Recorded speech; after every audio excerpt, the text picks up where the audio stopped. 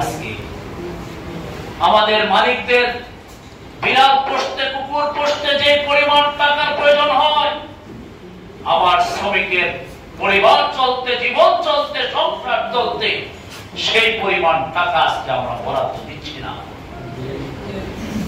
বেতন হিসাবে তাদেরকে দিচ্ছি না।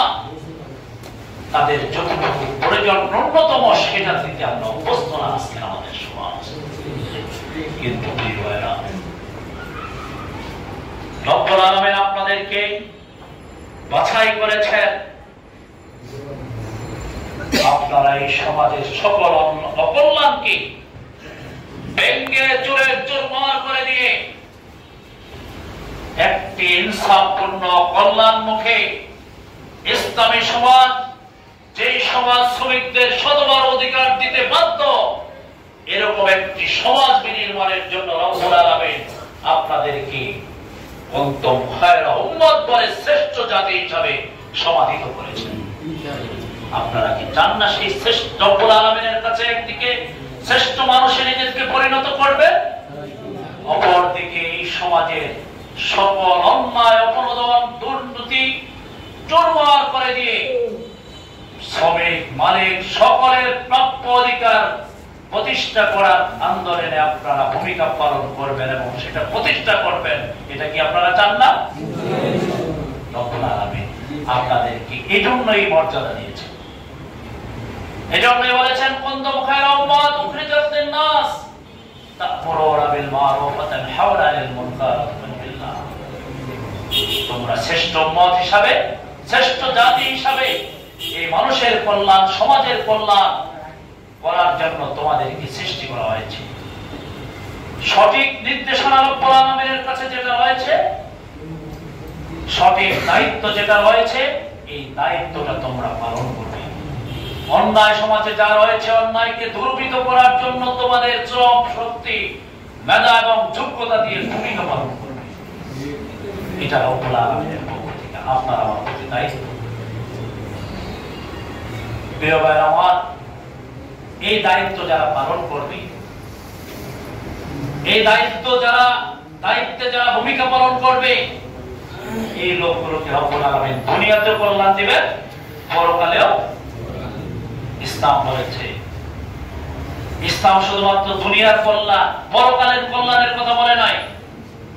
দুনিয়া হাসানা ওয়া ফিল আখিরাতি হাসানা। ইসলাম বলেছে মানুষকে দুনিয়াতেও কল্যাণ দেওয়া হবে, আখিরাতেও কল্যাণ দেওয়া হবে। আর সেই কল্যাণে নেতৃত্ব দেওয়ার জন্য, ভূমিকা পালন করার জন্য, সেই কল্যাণমূলক কাজগুলো পরিচালনা হওয়ার জন্য রব্বুল আলামিন আপনাদেরকে শ্রেষ্ঠ মানুষের মর্যাদা দিয়েছেন। সম্মানিত ভাইরা, আজকে দেখেন ইউনিয়ন পরিষদের অবস্থা জানেন না? জানেন ইউনিয়ন পরিষদ আছে, সরকার, সিটি কর্পোরেশনের কাউন্সিলের অফিস আছে, এটা কি জানেন? এই ইউনিয়ন পরিষদ এবং কাউন্সিলের এই পর্যায়ে জনগণের কল্যাণের জন্য, শ্রমজীবী মানুষ করে অধিকাংশ কল্যাণগুলো শ্রমজীবী মানুষের কল্যাণের জন্য 47 ধরনের কাজ আছে। কয় ধরনের? এটা আছে বেশিরভাগ ক্ষেত্রে শ্রমজীবী মানুষের জন্য, বেশিরভাগ ক্ষেত্রে যারা একটু অর্থনীতি করে দুর্বল তাদের জন্য। কিন্তু এই 47 ধরনের কাজে এটা আসে জনগণের কল্যাণের জন্য। কিন্তু আজকে দুর্নীতিগ্রস্ত দেশ থাকার কারণে, অসৎ লোক দিয়ে ইউনিয়ন পরিষদ পরিচালনা হওয়ার কারণে, অনৈতিক লোক দিয়ে ইউনিয়ন পরিষদ পরিচালনা হওয়ার কারণে আজকে জনগণের কল্যাণের বরাদ্দ আজকে সেই নেতার পকেটে যায়, কিছু যায় আবার তার সংসার পকেটে। যাওয়ার পরে যদি থাকে, এরপরে হচ্ছে আবার শ্রমজীবী মানুষ এবং যারা প্রাপ্য তাদের পকেটে যায়, তাদের কাছে যায়। কারণ হচ্ছে নেতার কাছে আগেই শেষ হয়ে যায়, নেতার কাছে আগেই শেষ হয়ে যায়।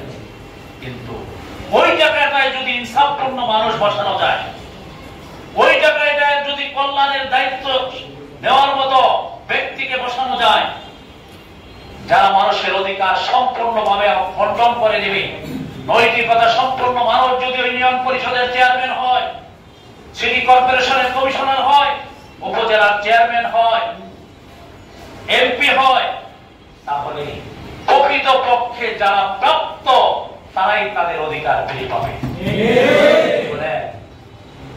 আপনারা ইসলাম যদি ক্ষমতায় আসে,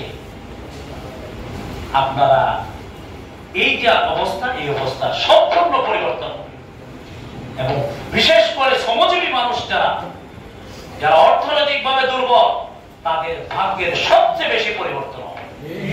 কারণ হচ্ছে সরকারের পক্ষ থেকে, দেশের পক্ষ থেকে, সামাজিক অবস্থান থেকে এই মানুষগুলোর জন্য যে পরিমাণ বরাদ্দ এবং অনুদান আছে, এই পরিমাণ বরাদ্দ এবং অনুদান যদি সঠিকভাবে বণ্টিত হয় তাহলে মানুষের ভাগ্যের পরিবর্তন, এই পর্যায়ে মানুষের ভাগ্যের পরিবর্তন হয়ে যায়।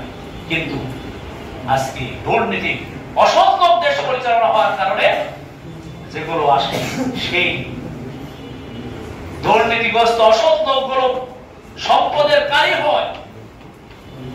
টাকার বস্তায় বস্তায় টাকা ঘরের মধ্যে জমা করে রাখি, বস্তায় বস্তায় টাকা বালিশের মধ্যে রাখে, বস্তায় বস্তায় টাকা খাটের নিচে রাখে, অথচ আমাদের শ্রমজীবী মানুষ না পেয়ে থাকে। একটা সুবর্ণ সুযোগ আমাদের এসেছে। আজকে যে পরিবেশ সেই সমাজে বিরাজ করছে, এদেশের প্রায় 70% মানুষের বেশি মানুষ চায়, 70%-এর বেশি মানুষ চায় একটা ইসলামী সমাজ বিনির্মাণ হোক, ইসলামের সমাজ বিনির্মাণ হোক, মানুষ তার অধিকার ফিরে পাক। অতএব নিজেদেরকে রব্বুল আলামিনের কাছে শ্রেষ্ঠ করার জন্য, পরকালীন জীবনে শ্রেষ্ঠত্বের পরিচয় দেওয়া দিয়ে পরকালীন জীবনে পুরস্কার হিসাবে জান্নাত পাওয়ার জন্য এই সুযোগটাকে আমরা কাজে লাগাতে হবে ইনশাআল্লাহ। এজন্য আজকে যুবক এবং তরুণেরা এখানে বেশি রয়েছেন, আপনাদেরকে সিদ্ধান্ত নিতে হবে। আপনি যে সেক্টরে আছেন, যেখানে আছেন, যে এলাকায় আছেন, যে রোডে আছেন, বাতিলের কোন চোখে ভয় না পেয়ে একজন মুমিন কোন বাতিলকে ভয় পেতে পারে না, অপশক্তিকে ভয় পেতে পারে না, কারণ মুমিনের কোনো পরাজয় নেই। মুমিনেরা একমাত্র রব্বুল আলামিনকে ভয় পায়, আর কাউকে রব্বুল আলামিনকে ছাড়া কাউকে ভয় পেতে পারে না। আপনাদেরকে দায়িত্ব নিতে হবে, যে যেখানে আছেন সেখানে প্রতিদিন কমপক্ষে 10 জন মানুষকে বুঝাতে হবে আগামী দিনে চাঁদাবাজ মুক্ত, দুর্নীতি মুক্ত, ইনসাফপূর্ণ একটা কোরআনী সমাজ আমরা প্রতিষ্ঠা করব। সেই প্রতিষ্ঠার লক্ষ্যে আপনাদেরকে আগামী দিনে বাংলাদেশ জামাত ইসলামী শ্রমিক কল্যাণ ফেডারেশন, জামাত ইসলামের শ্রমিক সংগঠন, বাংলাদেশ জামাত ইসলামের শ্রমিক সংগঠন, বাংলাদেশ শ্রমিক কল্যাণ ফেডারেশন আগামী দিনে একটি কোরআনী সমাজ বিনির্মাণ করতে চায়। অতএব এই সংগঠনের প্রতি গাড়ির পাল্লা মার্কায় ভোট দেওয়ার মধ্য দিয়ে আগামী দিনে একটি সুন্দর এবং ইনসাফপূর্ণ সমাজ বিনির্মাণ করব ইনশাআল্লাহ। এরকম প্রত্যেকেই প্রতিদিন কমপক্ষে 10টা লোকের কাছে দাওয়াত দিতে পারবেন না?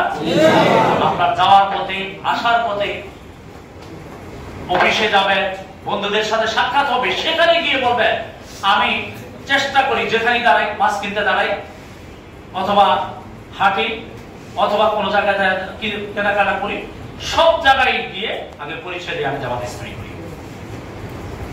আমি আগামী দিনে দেশে একটা ইনসাফপূর্ণ সমাজ প্রতিষ্ঠা হোক, দেশের মানুষ চায়, আমিও সেটা চাই। এবং আপনি একজন মুসলমান হিসাবে জামাতের প্রতি, কোরআনের সমাজ বিনির্মাণের জন্য জামাতের প্রতি দাঁড়িয়ে করবেন ভর্তি। আগামী দেশের সন্ত্রাসী এবং দুর্নীতি মুক্ত, চাঁদাবাজ মুক্ত একটা সমাজ প্রতিষ্ঠা করবেন।